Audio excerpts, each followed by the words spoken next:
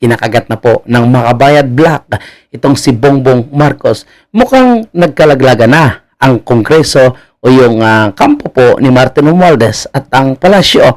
Dahil alam natin kung sino po yung nasa likod para ipa-impeach itong si Vice President Sara at kung sino po yung mga pumupundo sa Makabayad Black para tuloy-tuloy na mag-iingay at ipa-impeach itong si Vice President Sara.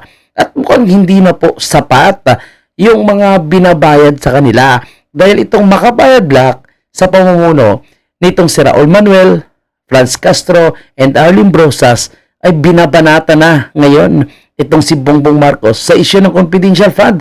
Abay pinapalabas na ayaw niya daw po na maituloy ang impeachment dahil siya daw po ay mayroong ding confidential fund na nagkakahalaga ng 4.5 billion. Totoo yun, mga kababayan. Di hamak na mas malaki ang confidential fund ni Bongbong Marcos kaysa kay Vice President Sara.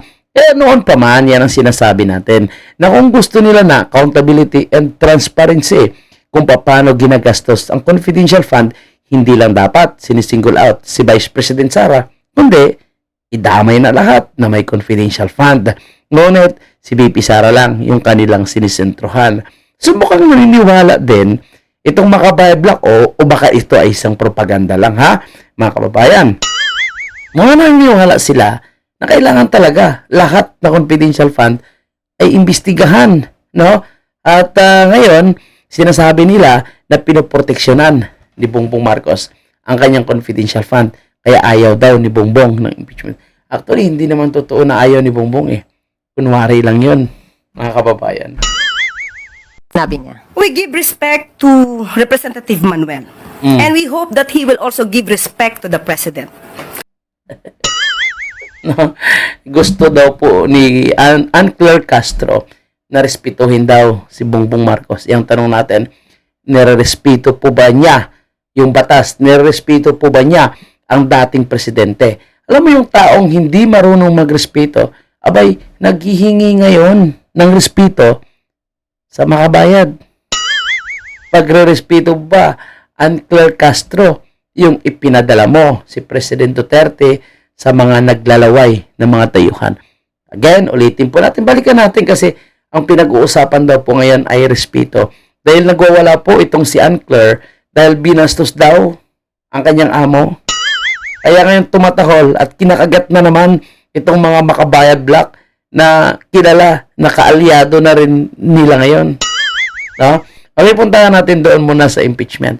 Di ba mga kababayan po natin, kahit anong gawin ng ICC o kahit Interpol na iparesto ang isang tao, particularly po ang dating presidente at isang Pilipino, hindi nila kayang arestuhin yan kung hindi makipagtulungan ang gobyerno ng Pilipinas. Ibig sabihin, kung maninindigan ang gobyerno ng Pilipinas na tulungan at hindi papayag na isuko ang isang Pilipino sa kahit sino mang dayuhan, sa kahit sino mang organisasyon na gustong kunin ang mga Pilipino, hindi nila magagawa yan. In short, kaya nang sinasabi ng ICC, si Bongbong Marcos, gobyerno ni Bongbong Marcos, ang gumawa ng paraan para ipaaresto si President Duterte. So ngayon, naghihingi si Claire Castro ng pagrerespeto sa makabayad. By not making and creating such kind of intrigues. Intriga po ito. Alam naman natin Intriga yan, gagawin din. Intriga yan. 4.5 billion confidential fund ni Marcos eh. Intriga ba yan? kung sino ang marunong at eksperto sa paggawa ng intriga at pagplanta ng ebidensya. So wag niya na po sanang gayahin ito. Kumbaga sa pelikula, Sino ba yan? kopyahin ko lang pero babaguhin Sino ba yan? Sino ba yung mahilig sa intriga? ka ng konti.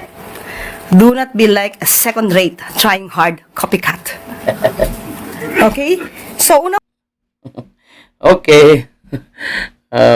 Bawal ba magiging trying hard? Copycat? una po, mali na po ang sinabi po. Sinabi niya. Yan po ha. Tingnan nyo ngayon. Mukhang hindi na kasi sapat. Dapat kasi Claire Castro, taasan nyo yung, ano ba? Ganun.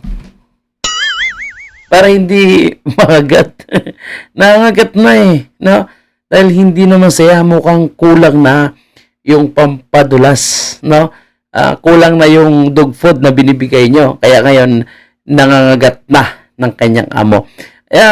Palagay ko, mga kababayan natin, na mukhang talagang idamay ngayon nitong makabayad. Kasi ramdam nila no? Na mukhang sila rin mukhang nilalaglag din. So, nakikita natin ngayon, mukhang sila yung mag-aaway kung hindi magtatagumpay ang kanilang masamang plano kay Vice President Sara. Tama, di ba? No? Mukhang ganyan yung mangyayari ngayon. Tingnan mo si Martin Romualdez, mukhang tahimik ngayon. At dahil lang parang gustong iupo na House Speaker ngayon is si Toby Chanco. And si Toby Chanco ngayon mukhang naghahanap ng buwelo ha. Mukhang tahimik ha. No? Kaya nakikita ko dito, mukhang sila lang yung magkakalaglagan at mag-aaway. No? Baka sa 20th Congress, malalaman natin yan. Pero sa ngayon, malinaw no? Na hindi itutuloy daw po ang impeachment ni VP Sara. Kaya galit na galit itong Makabayad Black at kini-question nila si Marcos at sinasabi na pinoproteksyonan ni Bongbong Marcos ang kanyang sariling confidential fund. Agoy! Ito na ang sinasabi natin. Yan muna. At para sa karagdagang update at para lagi kayong updated, huwag kalimutan mag-follow, mag-subscribe sa ating social media platform. Mabuhay po kayong lahat.